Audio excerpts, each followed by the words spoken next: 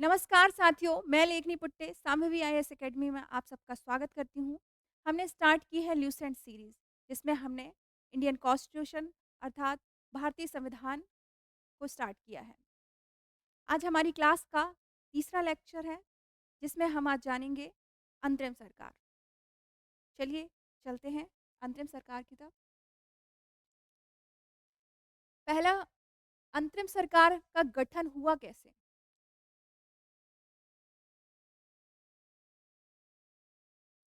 अंतरिम सरकार का गठन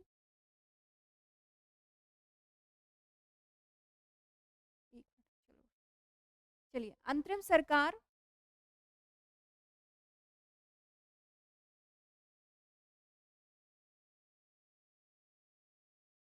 का गठन कैबिनेट मिशन के तहत हुआ था। 1946 में कैबिनेट मिशन आया था, जिसमें प्रावधान किया गया था कि भारत में संविधान सभा का गठन किया जाएगा।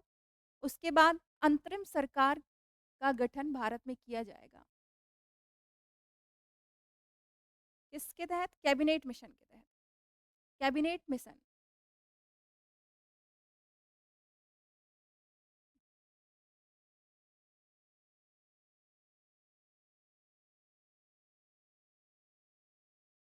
अब अगला क्वेश्चन ये होता है, अंतरिम सरकार होती क्या है? तो चलिए हम ये जानेंगे कि अंतरिम सरकार होती क्या है।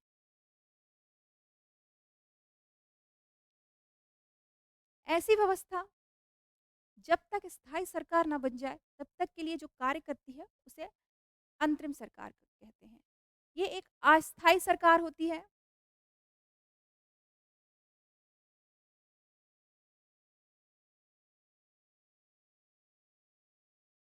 संक्रमणकालीन व्यवस्था है एक प्रकार की। संक्रमणकालीन अर्थात जब संक्रमणकालीन व्यवस्था का मतलब है कि जब एक व्यवस्था, एक राजनीतिक व्यवस्था से दूसरी राजनीतिक व्यवस्था पर सत्ता का हस्तांतरण हो। और 1946 में कैबिनेट मिशन आया ही किस लिए था कि अब भारत को स्वतंत्र करना है, सारी शक्तियाँ भारत को सौंपनी हैं। तो भारत को शासन व्यवस्था सौंपने के लिए एक अंतरिम सरकार का गठन किया जाएगा। यहाँ से इसका अर्थ आप आई थिंक समझ गए होंगे कि संक्रमणकालीन व्यवस्था एक राजनीतिक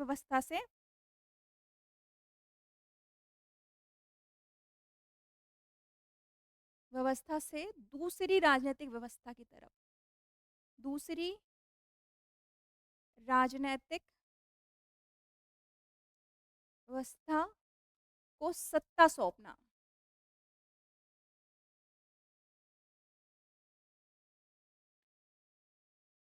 ठीक है।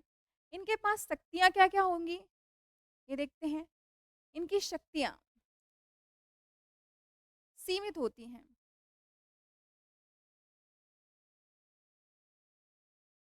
ये बड़े निर्णय नहीं ले सकते, जैसे स प्रशासन को सँभालने के लिए ये डिसीज़न लेते हैं। प्रशासन सामान्य प्रशासन को सँभालने के लिए ये कार्य करते हैं, लेकिन बड़े डिसीज़न नहीं लेते। उसके बाद हम ये देखेंगे कि ये रहती कब तक है? जब तक संविधान निर्माण ना हो और स्थायी सरकार का गठन ना हो जाए।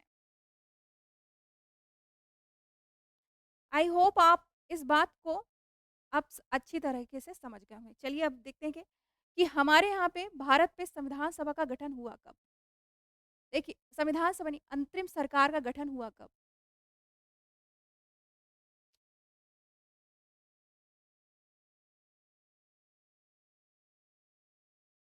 चलिए,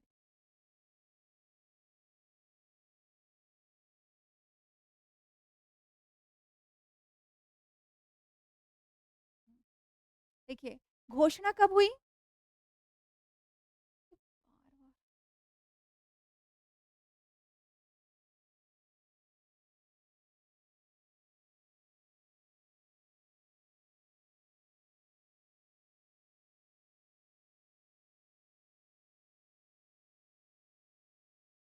देखिए, घोषणा होती है 24 अगस्त 1946 में, जो क्लीमेट एटली द्वारा की गई थी।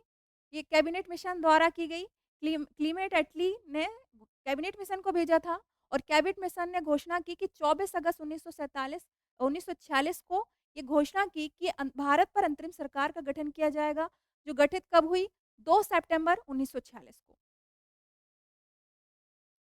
अब हम नेक्स्ट समझते हैं कि हमारे अंतरिम सरकार में कौन-कौन सदस्य थे। चलिए,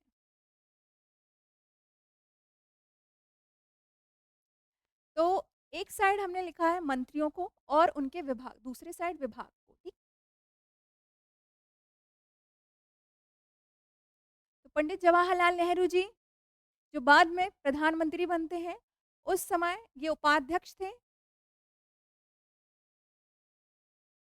यहाँ पे अध्यक्ष कौन थे? पहले हम देखते हैं कि अध्यक्ष,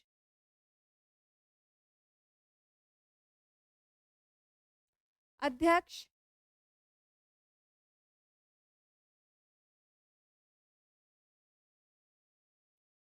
लॉर्ड वेविल। कौन थे ये उस समय के? वायसराय। लॉर्ड वेविल अंतरिम सरकार के अध्यक्ष थे। उपाध्यक्ष के रूप में पंडित जवाहरलाल नेहरू जी कार्य कर रहे थे। इन्हें एक विभाग भी मिला था। कार्यकारी परिषद के उपाध्यक्ष थे ये, विदेशी मामले देखते थे और राष्ट्रमंडल अर्थात कॉमनवेल्थ के मामले देख रहे थे। इसके बाद वल्लभ भाई पटेल, ये गृह मंत्री थे, सूचना और प्रसारण मंत्री थे। बलदेव सिंह, बलदेव सिंह अंतरिम सरकार में रक्षा मंत्री के रूप में कार्य कर रहे थे और जॉन मथाई उद्योग तथा आपूर्ति मंत्री थे। ये बाद में चलकर हमारे वित्त मंत्री बनेंगे। सी राजगोपालाचारी, सी राजगोपालाचारी शिक्षा मंत्री थे। नेक्स्ट हम स्लाइड में देखते हैं। चलिए, सीएच भाभा, सीएच भाभा के पास कौन-कौन सा विभाग था? कार्य, खान व बंदरगाह।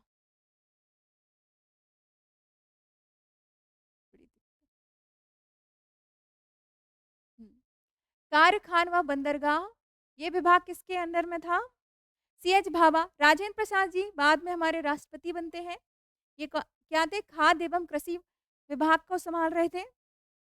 आसफ अली, आसफ अली रेलवे मंत्री थे और जगजीवन राव श्रम मंत्री थे। ये सारे कांग्रेस के सदस्य थे। इसके बाद जो बाद में आएंगे मुस्लिम लीग के सदस्य, मुस्लिम लीग के सदस्य 26 अक्टूबर,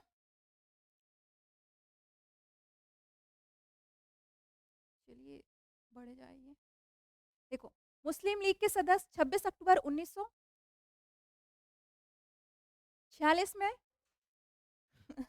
मुस्लिम लीग के सदस्य 26 अक्टूबर 1946 में शामिल होते हैं। ये गलत लिख गया है।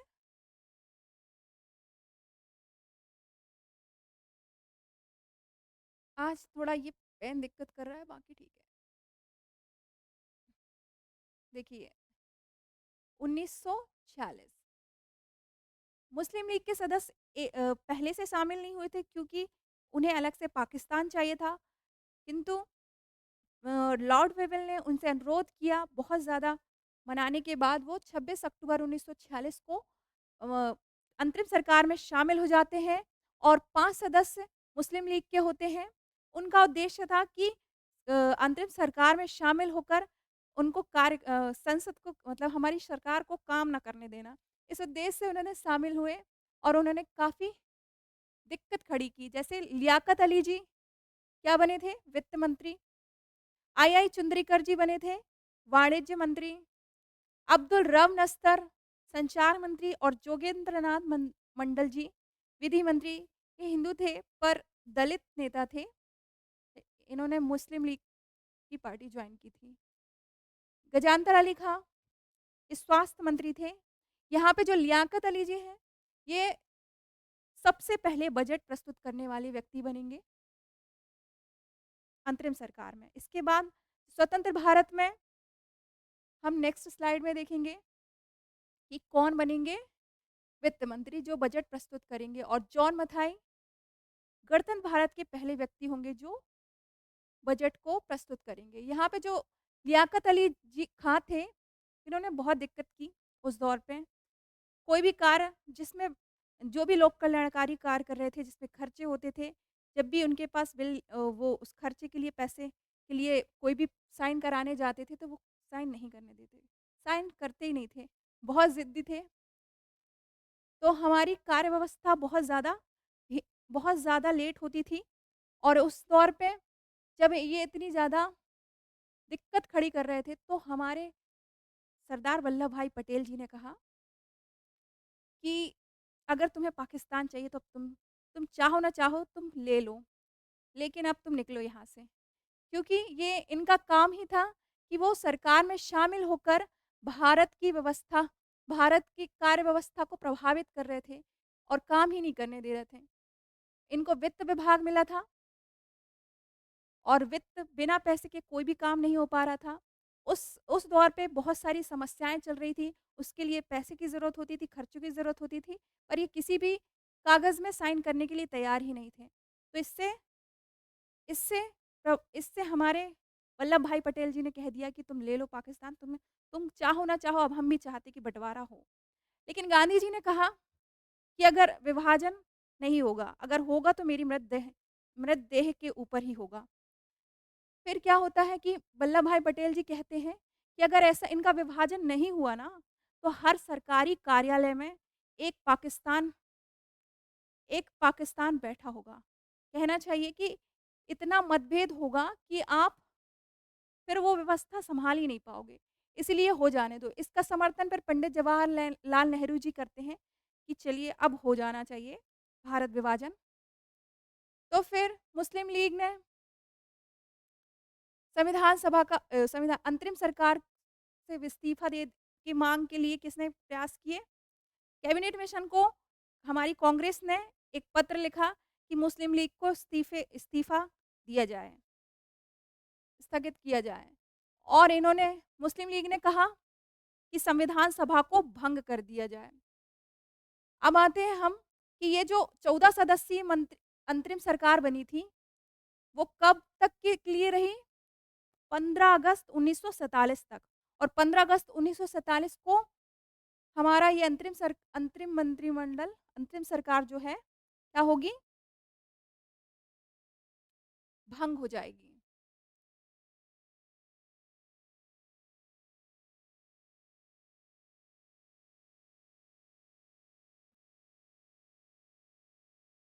15 अगस्त 1947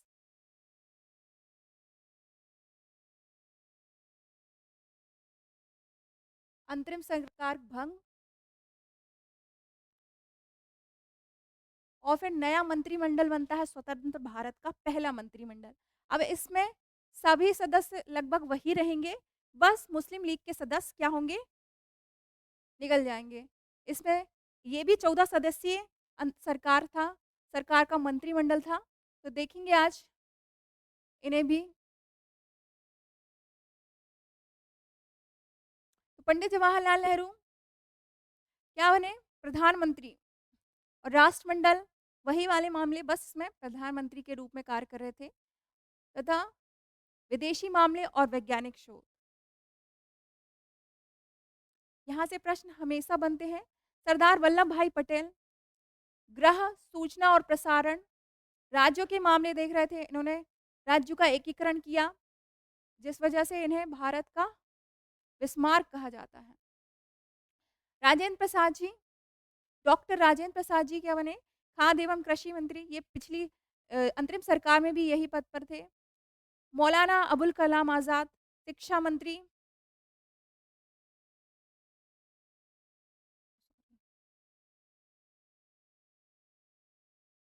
उसके बाद John Mathai, doctor John Mathai, ये बनेंगे रेलवे मंत्री।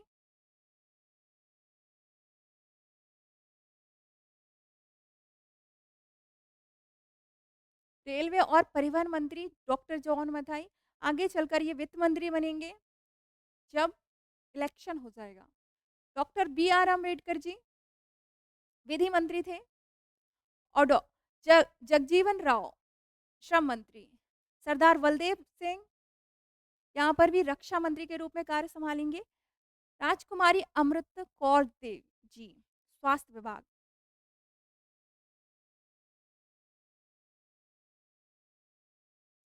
सीएच भाभा वाणिज्य मंत्री थे।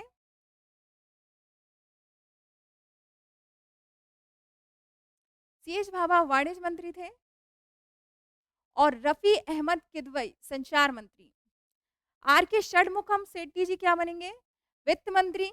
देखो ये जो हैं पहले स्वतंत्र भारत में बजट प्रस्तुत करने वाले व्यक्ति थे आर के षणमुखम सेठी जी। डॉक्टर श्याम प्रसाद मुखर्जी जी उद्योग एवं आपूर्ति मंत्री थे। वी एन गॉडगिल कार एवं खान